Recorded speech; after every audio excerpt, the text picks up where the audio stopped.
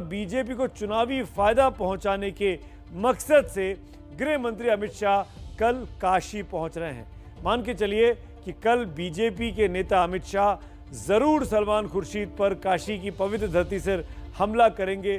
चुनावी उन पर और भी ज्यादा हमले तेज होने वाले हैं। चुनावी मोर्चेबंदी के लिहाज से पूर्वांचल का ये दौरा अमित शाह का बेहद अहम है। क्यों ये खास है, इसी पर मेरे सहयोगी पंकज झा की ये एक्सक्लूसिव रिपोर्ट। लखनऊ से अमित शाह जब विरोधियों को ललकार रहे थे, उसी दौरान उन्होंने ये ऐलान भी किया कि 2024 में अगर मोदी को जिताना है तो 2022 में हर हाल में योगी को जिताना ही होगा। और इसी जीत के लिए अमित शाह का पूरा फोकस पूर्वांचल पर आ टिका है।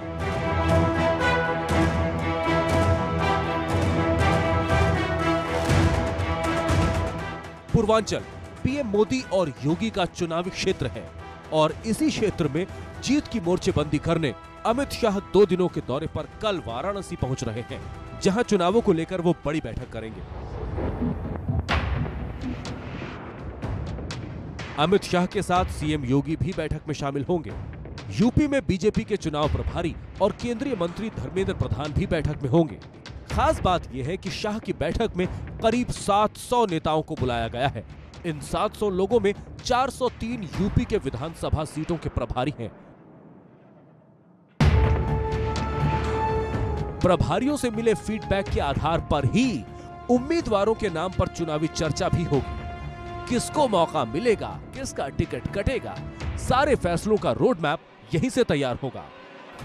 पूर्वांचल में मंडल और मंदिर दोनों है। इस बैठक से अमित शाह की कोशिश ये होगी कि सामाजिक समीकरणों को साधा जाए, क्योंकि पूर्वांचल पिछड़ी जातियों वाला इलाका भी है और इसीलिए बीजेपी ने राजभर से समझौता किया था, जो इस बार छिटक कर साइकिल पर जा बैठे हैं।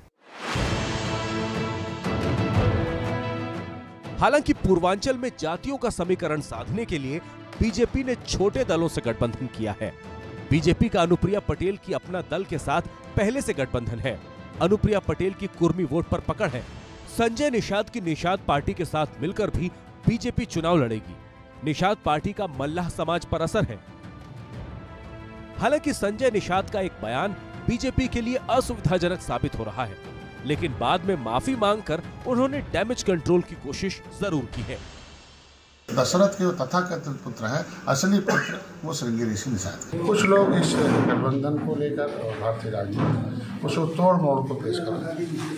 अगर कहीं समय व्यक्ति कहीं शब्द निकले हैं, मैं प्रभु श्री राम से क्षमा चाहूंगा। विश्वास है 2022 में फिर से हम 300 पार करने वाले हैं।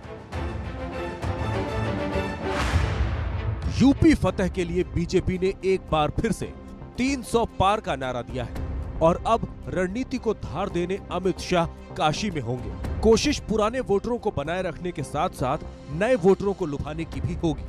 हालांकि 2014 के बाद पूर्वांचल के वोटरों ने भी बीजेपी की झोली भरी है।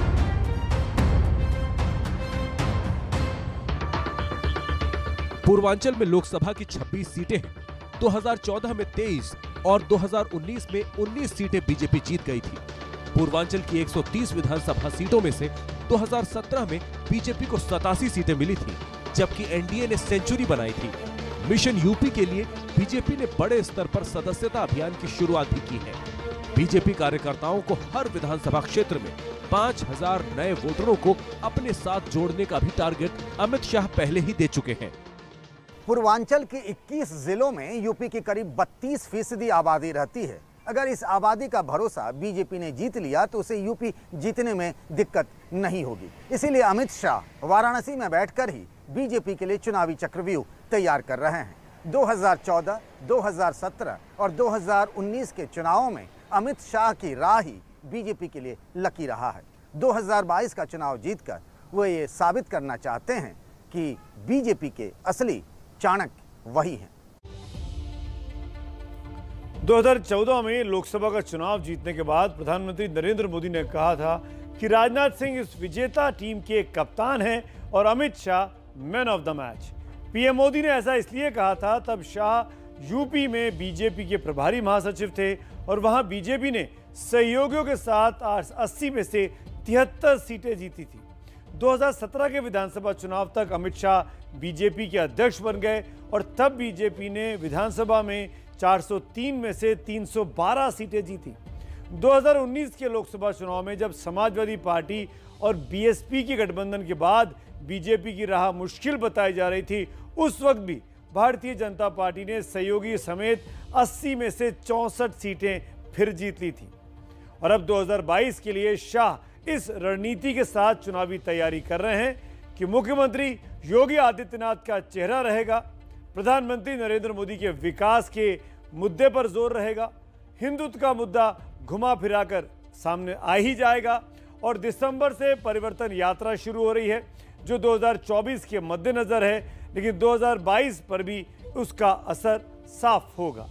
और अक्टूबर से ही बीजेपी ने यूपी में सदस्यता अभियान भी तेज कर दिया है।